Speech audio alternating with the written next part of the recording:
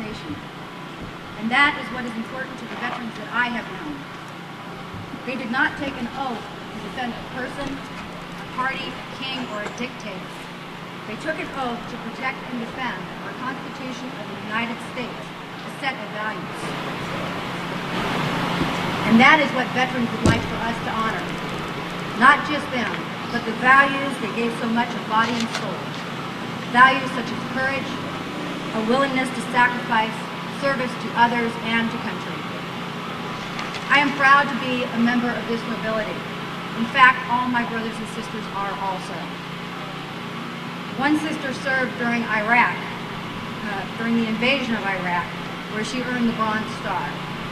My father is a Medal of Honor recipient, and therefore it gives me great pleasure to introduce another great member of America's nobility, the model of our great military, and a great example of the values that are so important to our children and our children's future.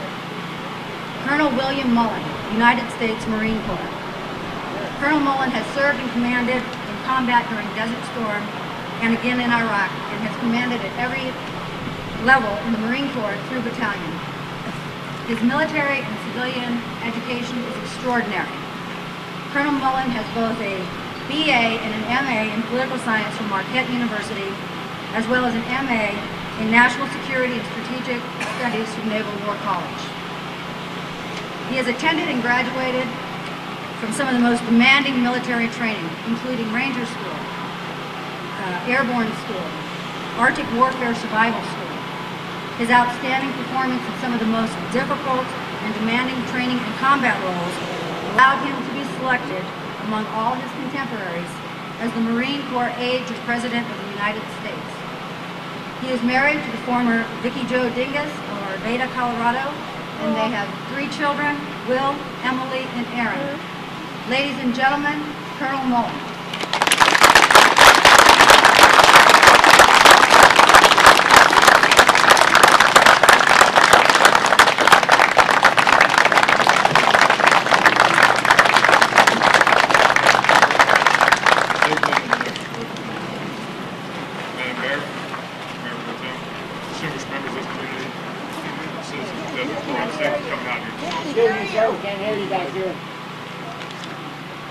Move a little closer.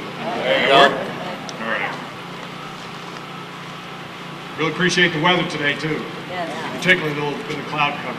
As you can probably guess, this uniform gets a tad warm. Yeah. The sun's beating down and nice enough to arrange a little bit of cloud cover today. I really appreciate it. Need to take care of some partisan business first though. How many Marines do we have out there? Raise your hand. Happy birthday, Marines. Sorry I had to do that.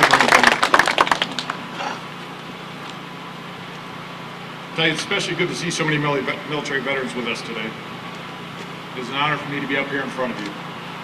When I look at what this nation has achieved over the years, I'm humbled to be a part of the armed forces of the greatest nation on the face of this earth.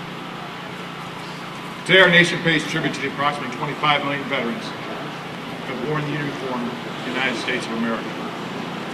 Think of that number. All of those lives pledged to the defense of this country. Each of them wrote a blank check to their country with the terms payable up to and including their life. It's truly awe-inspiring. Being an amateur history buff, I've always enjoyed reading about history, especially military history. Given my profession, I suppose that's a good thing. In addition to helping me as a leader of Marines, it's also given me an incredible sense of admiration for what the veterans of this country have achieved. I'd like to share a couple stories with you about a couple of amazing veterans. Everybody's familiar with the scene of Washington crossing the Delaware, right? Does everybody know the history behind what happened with that and why he was doing that? It was a pretty amazing time. It was Christmas of 1776. The Army had been beaten across New York and the state of New Jersey, kind of like the Detroit Lions of today. They were having a terrible time. They weren't getting paid. They weren't getting fed. The re-enlistments were up at the end of the year. And General Washington knew he had to do something. He was across the river from Trenton, New Jersey, where the Hessians were. The Hessians were probably the premier military force of that day. So he decided he was going to surprise them. In the rain, which turned to sleet, and then to snow and ice, they crossed the Delaware and marched south to Trenton. And at one point, one of the soldiers came up to him and said, "Sir, our powder's wet. We're not going to be able to fire our weapons." So just keep going. They got into this town, they surprised the Hessians, and achieved a major victory. And some say it was probably the turning point of the revolution because of the decision that George Washington made at that time. There's another veteran that I admire greatly. His name is Joshua Chamberlain. Some of you may have seen him portrayed in the movie Gettysburg.